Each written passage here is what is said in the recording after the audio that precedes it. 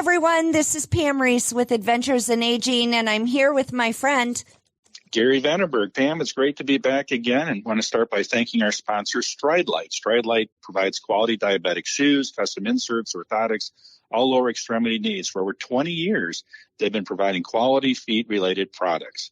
Please mention Stride Light to your doctor or podiatrist for the best solution for your feet needs. Thank you, Stride Light, stridelight.net.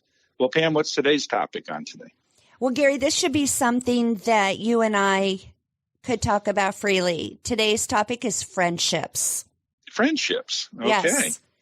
And we've had those all our whole lives. I remember, having friends when I was 5 years old. Right? Oh, right. Do you still have them to this day?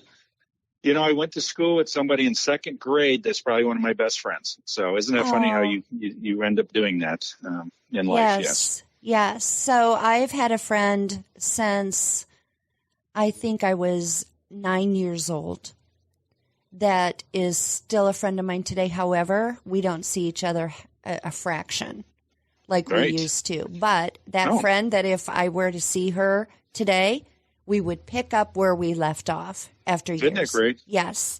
That is so special. Yeah, I'm very curious about how friendships change with age, and I'm sure we'll dive into that during our discussion today. Yeah, and I want to start, Gary, with with the great philosopher Aristotle, who actually defined friendships years and years ago. And he came up with, through his studies and research, 3 different types of friendships. And I did not even realize that we can classify friendships into 3 categories, but it makes sense.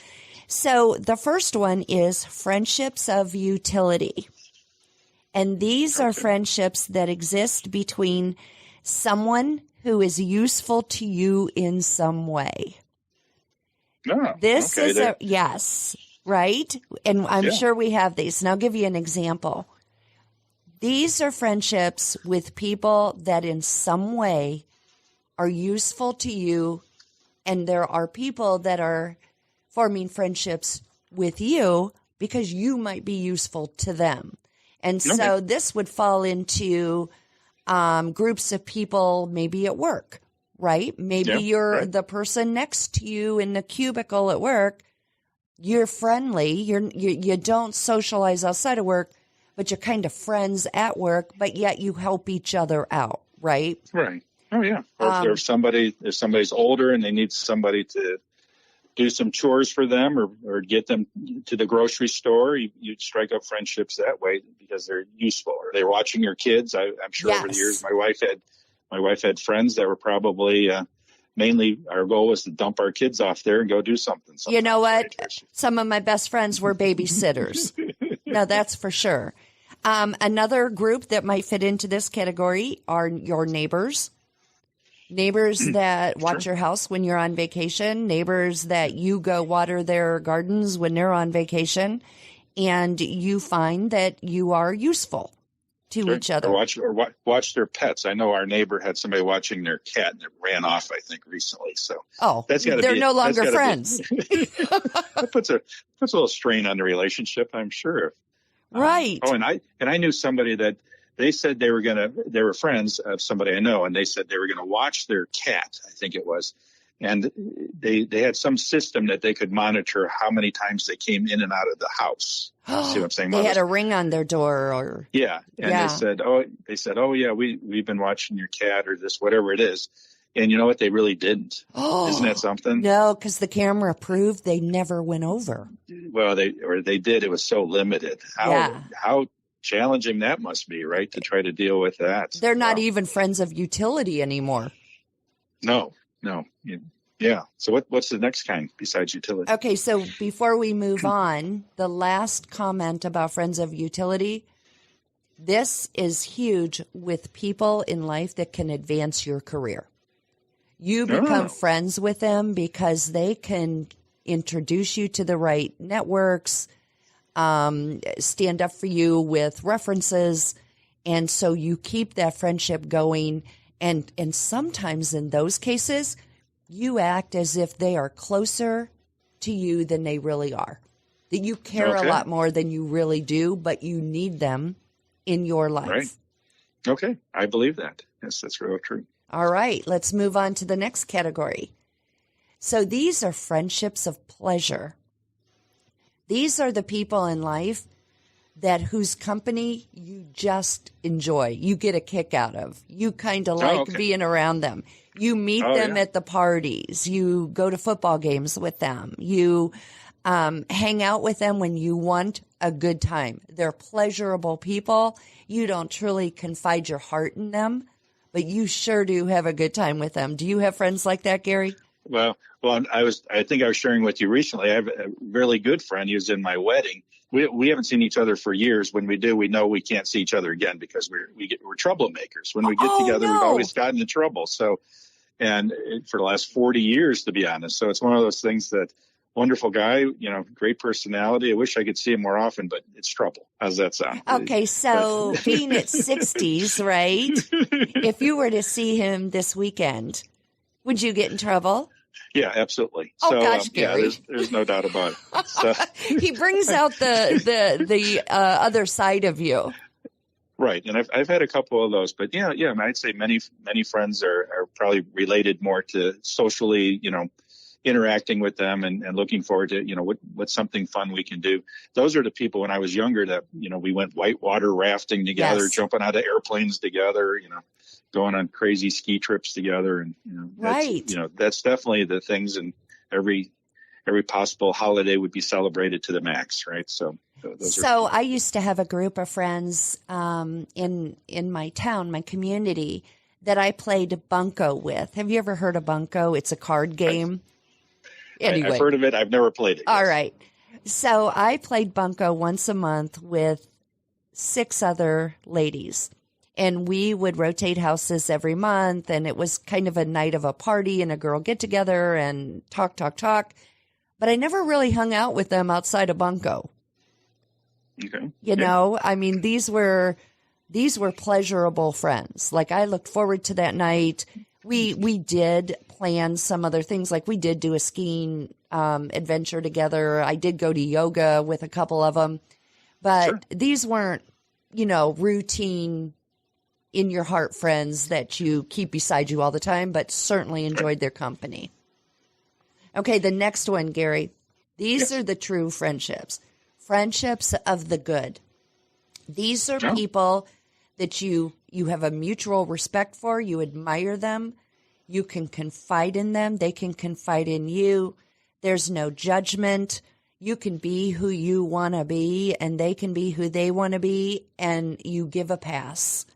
You give them a pass. They give you a pass because you're so close that they get you and you get them. These are the best friendships in life, and considered to be the most invaluable, and are considered to be the catalyst for a long and happy life. Oh, yeah.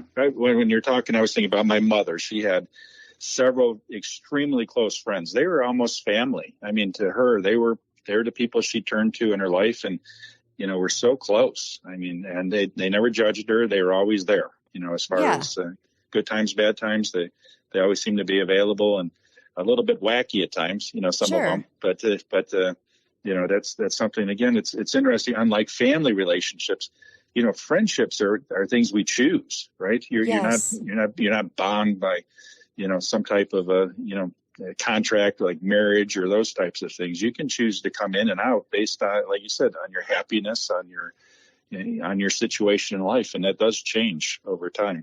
No, it really does. I was looking at something similar to what you were saying, and that's that friendship sometimes falls into 3 categories also, and that's active, dormant, and commemorative, I guess. And active is like the day-to-day things, right? You see them a lot. You talk to them a lot.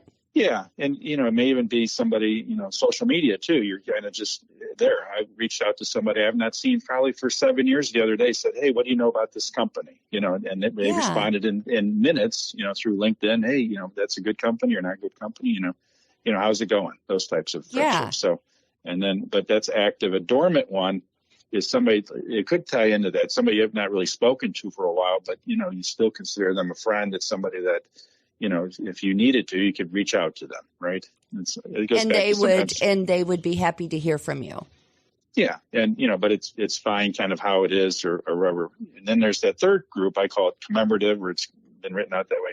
And that is a friend, not someone you expect to hear from or see, but maybe ever again. It's kind of a weird thing like that. I'm sure you and I talked about like class reunions, right? Oh my gosh, people you haven't seen in 25 years.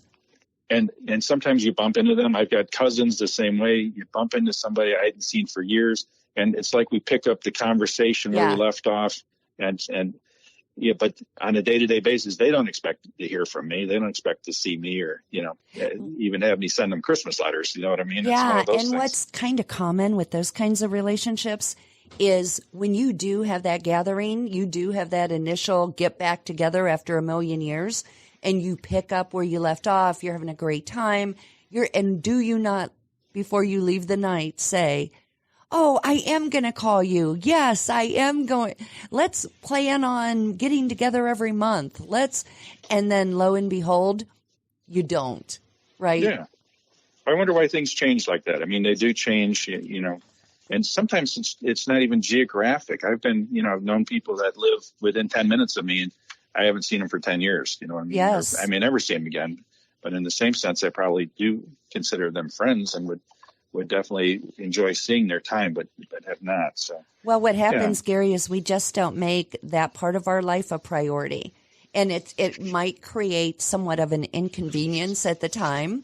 You might have to go out of your way a little bit to plan that, and so you don't. But I can tell you, I rekindled a great friendship with a fabulous friend I had in school. She was actually one of my neighbors. We hung out together all the time. We kind of grew up together.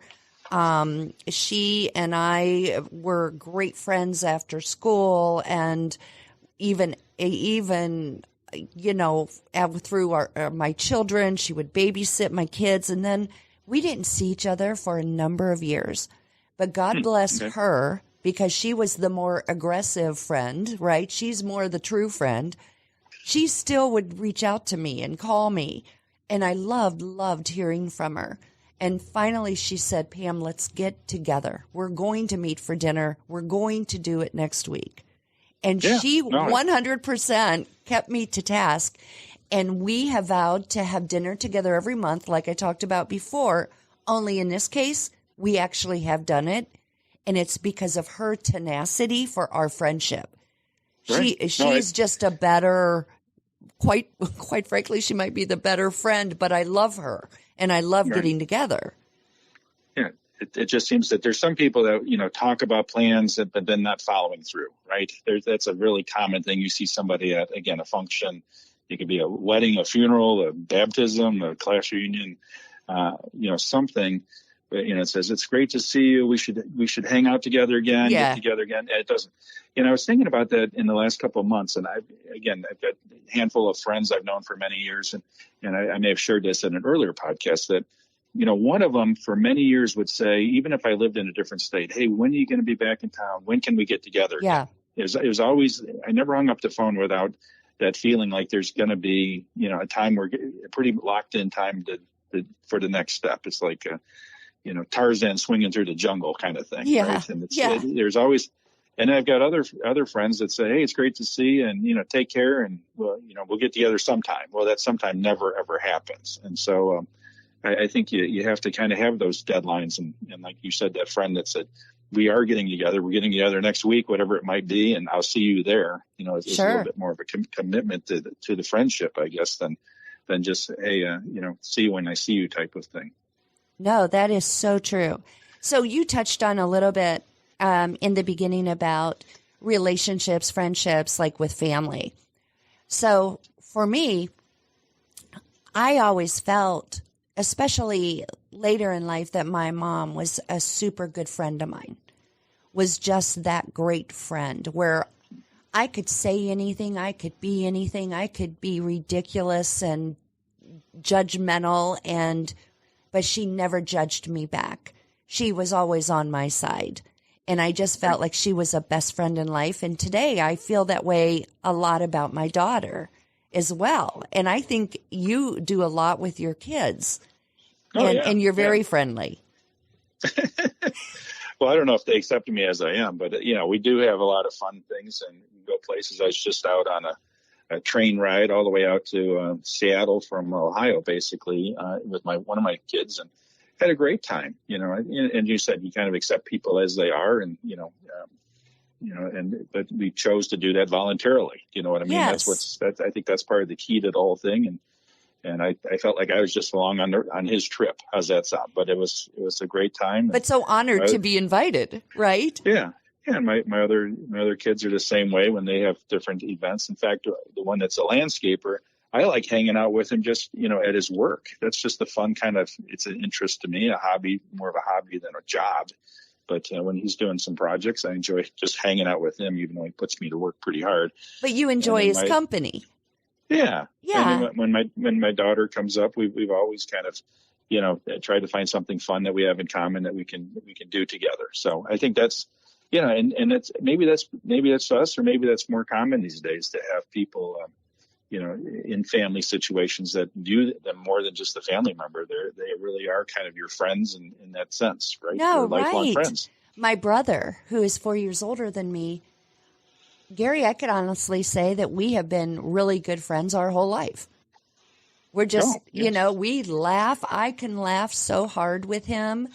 And we have such a great friendship that it goes beyond just a sibling. I actually kind of love being around him, Right. Well, but sometimes things do change. We've had friends or family members, even though that, their status in life or whatever you want to call it, or opportunities, takes them one place or another, right? And that does change your relationship with friends. If somebody goes, they move away and they become, something that they were different than what you had in the past, it does change that friendship, doesn't it? It does. And what about friendships lost?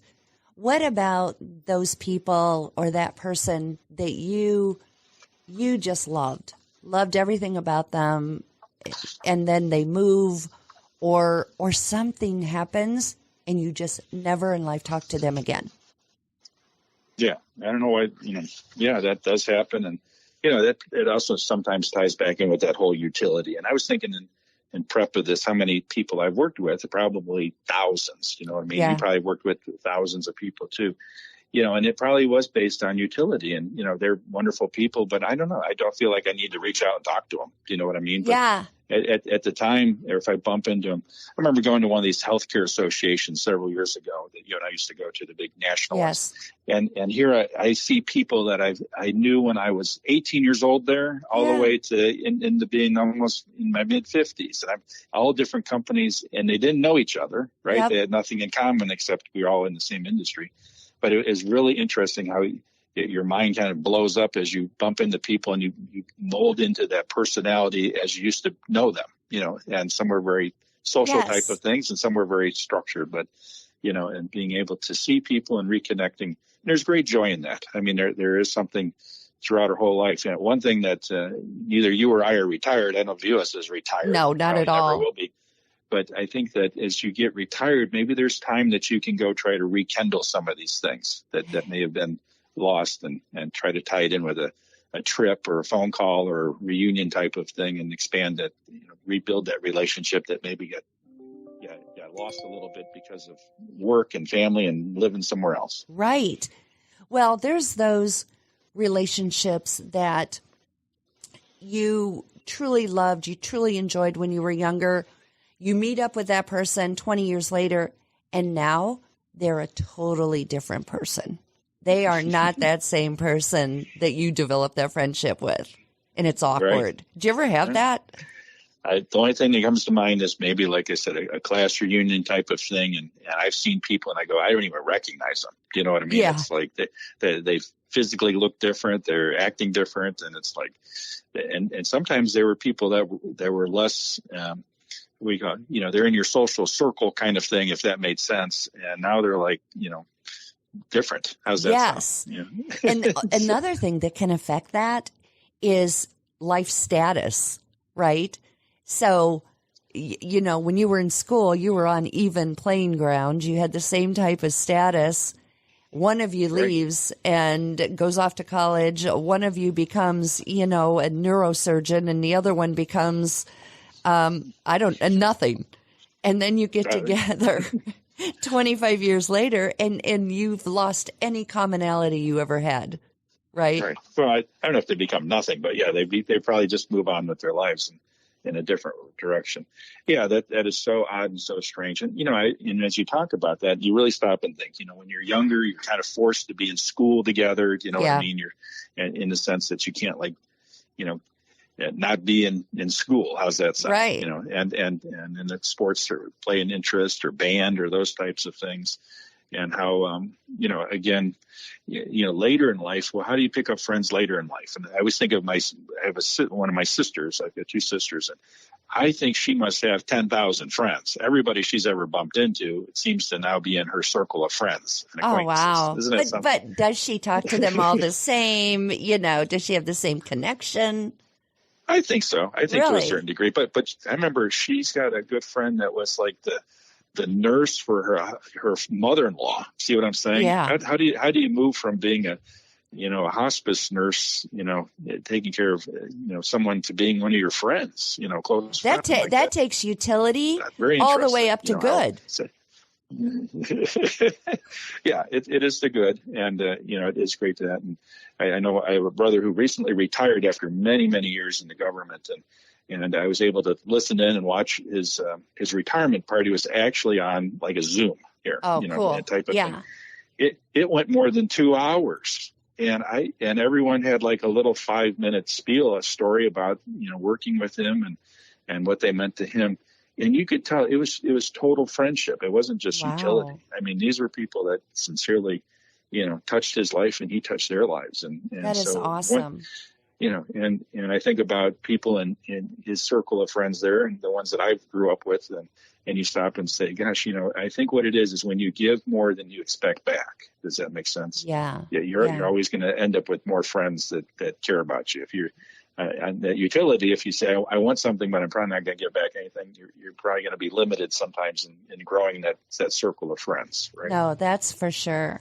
So very sad is when there are people that never developed a connection with a friend, right? That went their whole life with acquaintances or utility friends.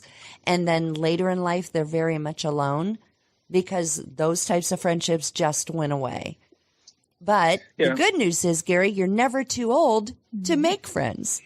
Oh, absolutely. Yeah. And I'm hanging out right now as a nursing home, kind of filling in as an administrator. And I can see the relationships between the people that live here that have been here for a while. Do you know what I mean? They watch out for each other. They also, know each other. They know each other's families, that visit them. And I was struck by that recently about how, people get in situations that they bond with other people because of that situation. Like I said, it's not always school and those things, but later on in life, you may be in a situation where you're living in an apartment and you have to rely on your neighbors type of thing. And but also they care about you and your well-being, so that does happen. No, I've known older individuals that maintained friendships from high school. We're, still at their, for goodness sake, 60-year reunion. But they all always talked about how, I got my 60th class reunion next year, but there's only going to be 6 of us there because everyone has passed away. And now you're ending up with a group of people that you didn't hang out with your whole life, but yet you have this camaraderie because you're dwindling. Your group is dwindling. Yeah. I think what's a challenge though is, as we've said, there's people that, in college, you're drinking buddies with somebody, how's that? And then later on in life, they're in AA, we'll say. Oh, see what gosh. I'm saying? And I've known people like this, and you have to kind of adjust your lifestyle, or your interactions, your friendships with them, because what originally was what brought you together is now something that's not going to help either of you to continue with. Gary, I haven't even thought about that. When I was in college, I had so many great friends, lots of people I did things with, people I really thought at that time that I would know the rest of my life. And I'm not kidding you, right after graduation, I don't know that I ever talked to them again. Oh yeah, and but at that time, and the same things, anymore with it. It's the things that divide us. Unfortunately, sometimes religions divide us, and political points of view Oh my divide us at gosh, I times. think you're so right. And so, unfortunately, I think of people I've known on the social media and they're friends, and now they're not friends. How's that Yeah. sound? There's just something that struck them at some point that said, I'm not buying into what they're selling, and I'm not going to be their friend anymore. See what I'm saying? And, So talking about social media, think today about all the friendships that develop through social media without not ever coming in contact with that person, without ever seeing them in real life. Isn't it wild? Yeah, it's just it's a little bit mind-boggling, and you think of, and I'm not talking about people that get 10 million viewers and those types of things. Yeah. I'm saying, I know my little LinkedIn thing went from 40 people to 500 people, we'll say, right? Yeah. I don't know 490 of those people probably, but we do interact in one way or another, different levels of interest. And, again, it's more, for me, it's more just kind of observing and watching than it is, partaking in adding too many comments. But what have you found on social media? So that seems to work. Yeah, I feel like that the term friends might have changed a little bit with social media, because I know a lot of people that talk about their 600 friends on Facebook, or they'll be talking about an event or, a story and say, oh, one of my friends was telling me about this. Well, here that friend is someone they've never, ever met in person, but they're part of their friend circle on Facebook. And I mean, those types of relationships are crazy big. It's almost just about communication, because you're not really doing any activity together. Yeah, that is. And maybe that's how things have kind of changed. Again, it's a balance there, between give and take and being honest and supportive. And I'm sure there's situations that, people have headed down that road and then they've lost that trust or that, that connection there. But it is weird. It's kind of a whole new world, isn't it? It is. It's kind of like, I was just saying, there was a time that you physically had to go somewhere and hold something and see something in order for something to happen. And now, look how much we buy off the internet, not even seeing it. You know what I mean? It just shows up. You have a whole different level of trust. Yeah. Oh, you definitely do. And maybe that's part of the whole key there again is again, I think of friendship as just being there for somebody else, if that makes sense. And you stop and think about, I know a lot of people, but I doubt there's probably, to be honest, a handful that would be there if I needed them. Right. So think about it. Let's kind of end this up with that. Through life, the average person really probably only has 1 to 2 great best friends. They might have 1,000 acquaintances and 1,000 friends that fit into those categories. But when it's all said and done, they have 1 or 2 great, great friends that they feel incredibly comfortable with. Do you agree with that? I do. In fact, maybe the statistics have changed, but when they used to do business cards, they always printed 250. When you had a wedding, the max was 250. A funeral, 250, because 250 people may show up if you have something significant in your life. Does that make sense? Yeah. But really, at the end of the day, it's probably a handful of people, right? It's a handful. Do you ever think about that? Like, if you died, how many people would come to your funeral? Well, remember, I'm going to be shot in the air like fireworks. So, Oh, that's right. You don't need to worry about it, because 1 million people will be viewing you. For goodness sakes, Gary. But if I was being put into the ground, I don't expect more than my family and about 5 other people that would be talked into coming out if it was convenient for them that day to come over. If they didn't have anything else to do, they might be there. Oh my gosh, you're so funny. Well, a true friend is always going to be there for you, right? That's the difference. And then so many people get hurt in life when they call upon that one true friend that they think is a true friend, and lo and behold, they can't come. They can't show up. Right. Yeah, it happens, unfortunately. Yes. So, Gary, this is bringing us to an end of our podcast on friendships today. And I think the bottom line with this is friendships are important to life. Friends are important to your social development from the time you're little until the time you die. And it is imperative that we strive for meaningful and groups and connections that we can grow old with.